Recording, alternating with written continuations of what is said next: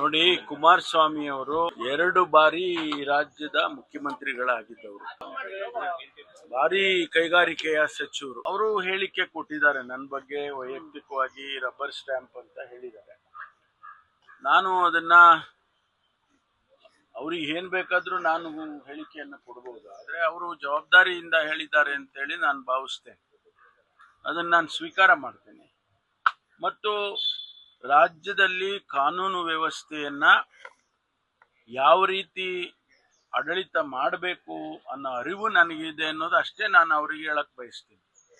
ನಾನು ಕೂಡ 38 ವರ್ಷ ರಾಜಕಾರಣದಲ್ಲಿದ್ದೇನೆ, ಅನೇಕ ಹುದ್ದೆಗಳಲ್ಲಿ ಕೆಲಸ ಮಾಡಿದ್ದೇನೆ, ಅವ್ರ ಜೊತೆಯಲ್ಲೂ ಕೆಲಸ ಮಾಡಿದ್ದೇನೆ. ಹಾಗಾಗಿ ಅವರಿಗೆ ನನ್ನ ಸಾಮರ್ಥ್ಯನೂ ಗೊತ್ತು, ನನ್ನ ವ್ಯಕ್ತಿತ್ವನೂ ಅವ್ರಿಗೆ ಗೊತ್ತು ಅಂತ ಅಂದ್ಕೊಳ್ತೇನೆ. ಹಾಗಾಗಿ ಅವ್ರ ಹೇಳಿಕೆ ಅದನ್ನ ನಾನು ಅಷ್ಟು ಸೀರಿಯಸ್ ಆಗಿ ತಗೊಳಕ್ ಹೋಗೋದಿಲ್ಲ.